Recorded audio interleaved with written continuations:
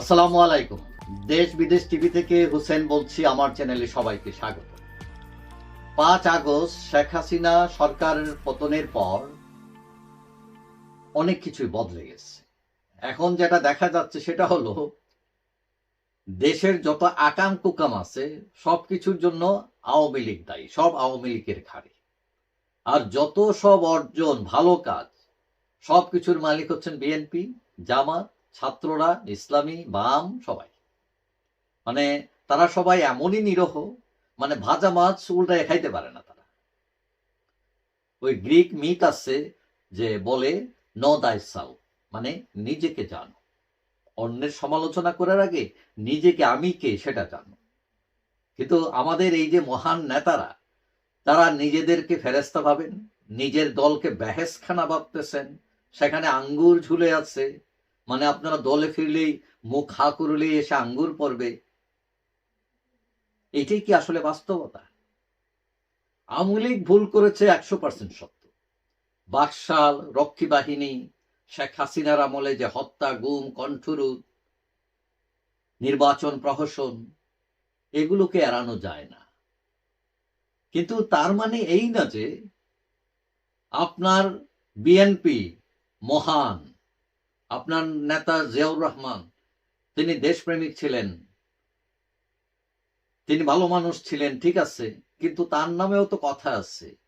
তিনি বেঈমানি করছেন, অসংখ্য সেনা কর্মকর্তাকে হত্যা করেছেন, এগুলো কি মিথ্যা? বিএনপির আমলে গ্রেনেড হামলা, খাম্বা, হাওয়া ভবন, দুর্নীতিতে চ্যাম্পিয়ন, এগুলো কি মিথ্যা?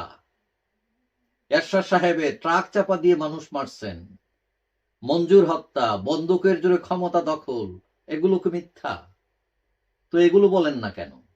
ইতিহাস একপেশে করে বলেন কেন? কারণটা কি?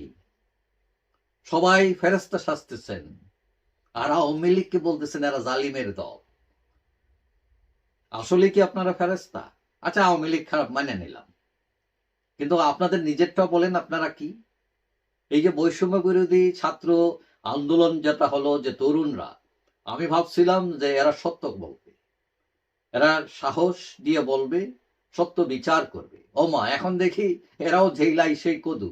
1971 সালে কারা স্বাধীনতার বিরোধিতা করলো, এই প্রশ্ন এরা তুলে না। এখন আওয়ামী লীগ বিরোধিতা করেন ভালো, কি কি ভুল করছে বলেন, সেটাও ভালো, কারণ সমালোচনা থাকবেই এবং রাজনীতি করলে ভুলও থাকবে। আপনি যদি ভুলের কথা বলেন, এটা রাগ গোসা করার কিছু নাই। কিন্তু যত দোষ নন্দঘোষ, আপনি যদি এই নীতিতে চলেন, তাহলে আপনার বিচার নিয়েও প্রশ্ন ওঠে। এখন আপনি এদের সম্পর্কে, যাদের সাথে চলতেছেন এরা সবাই ফেরেস্তা, এদের সম্পর্কে কিছু বলবেন না, তো আপনার বিচারটা কি রকম? এরা কি আপনার বেয়াই, নাকি এদের কাছে আপনার মেয়ে বিয়া দিবেন যে এদেরকে খাওয়াইতে চাইতেছেন না? না, ভুল করলো, ঠিক আছে। এখন বৈষম্য বিরোধী আন্দোলনে অনেক ছাত্রলীগ কর্মী, অনেক আওয়ামী লীগ কর্মী কিন্তু বৈষম্য বিরোধীদেরকে সাপোর্ট করেছে। তারা চেয়েছিল যে একটা পরিবর্তন হোক, কিন্তু তাদের আশাও ঘুরে বালে। এই 2 দিন আগে দেখলাম হাসনাত আব্দুল্লাহ এক জায়গায় ওয়াজ মাহফিলে বক্তৃতা করছেন, তার সম্ভবত এটা গ্রামের এলাকায় তার। তো এখানে তিনি সুদের বিরুদ্ধে কথা বলছেন। ফাইন, খুবই ভালো কথা, কারণ সুদ মানুষকে জর্জরিত করে ফেলছে, মানুষকে নিঃশেষ করে ফেলছে। কিন্তু এই যে সুদের জন্য গ্রামীণ ব্যাংক, যারা 30-35% পর্যন্ত সুদ নেয়, গরিব মানুষগুলো রক্ত চুষে খায়, একটি শব্দ বলছেন ইউনুস নিয়ে, যে ইউনুস সাহেব এগুলো এই ফর্মুলার জনক? না। ওই যে বিচার মানে তাল গাছের রাজনীতি। কিন্তু প্রশ্ন উঠেছে যে এই রাজনীতি কয়দিন টিকবে? আশা করি সবাই ওই তাল গাছ, বিচার মানে তাল গাছের রাজনীতি বাদ দিয়ে সত্যের রাজনীতি, আদর্শের রাজনীতি, সত্য কথা বলার রাজনীতি থাকবেন।